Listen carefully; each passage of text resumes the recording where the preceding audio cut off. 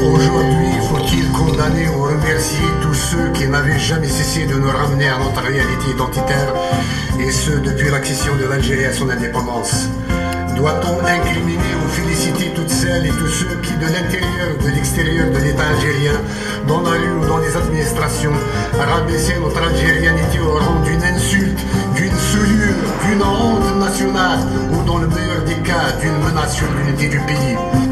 En tout état de cause, le chantage exercé sur nous de choisir entre être arabe ou ne pas être algérien est du même ordre que celui auquel nous soumettait le colonialisme, être chrétien ou ne pas être citoyen.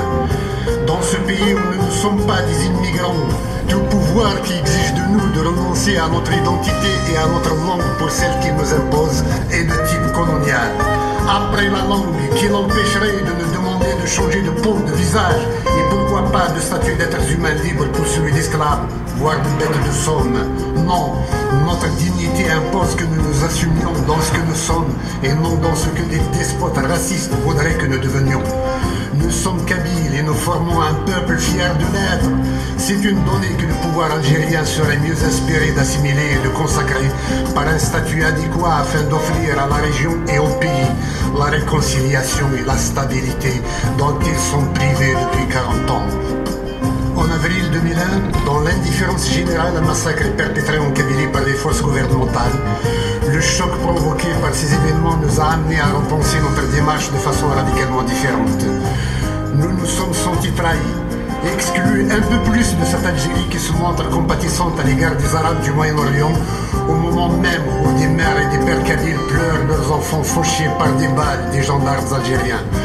Nous avons dès lors repris un à un les éléments de notre histoire, depuis la constitution du FFS au printemps noir 2001, et chaque élément du puzzle retrouve à sa place. Les Kabyles ont systématiquement été marginalisés dans leur combat pour l'Algérie. Que ce soit en 63 ou en 2001, en passant par 80, la création de la Ligue des droits de l'homme en 85, les Kabyles ont été rejetés. Nos organisations politiques n'ont jamais pu fédérer une majorité d'Algériens. Après pareil constat, notre réflexion s'est réorientée vers la recherche d'une solution globale.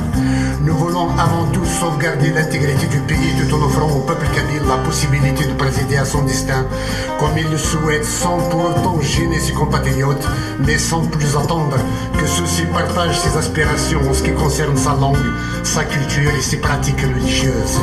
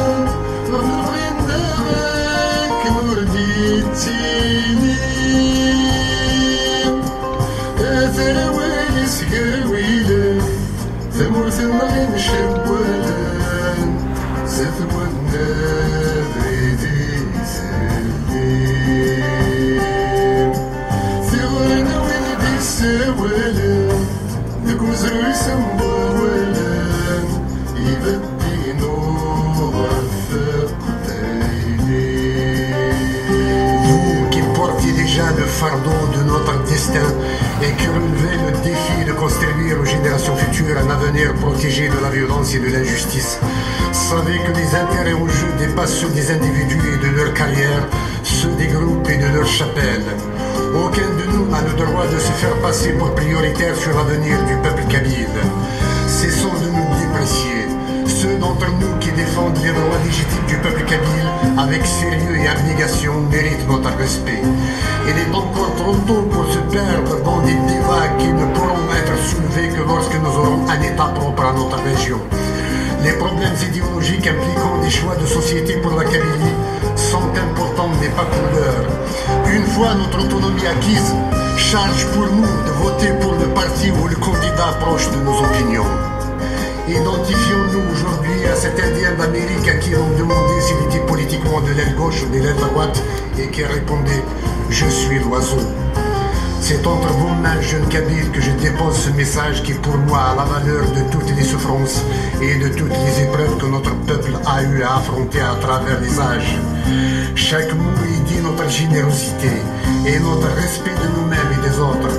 J'espère qu'il porte toutes les espérances de la Kabylie d'aujourd'hui et celles de son avenir qui ne pourront se réaliser que dans le cadre d'un État kabyle. Demain, si notre option pour l'autonomie s'avère en deçà ou au-delà des intérêts du peuple kabyle, il vous revient d'en réajuster le cap. Comme nos prédécesseurs, nous avons fait notre devoir, à vous de faire le vôtre, d'aller plus loin. Vive la Kabylie! Vive la Kabylie! Vive la Kabylie!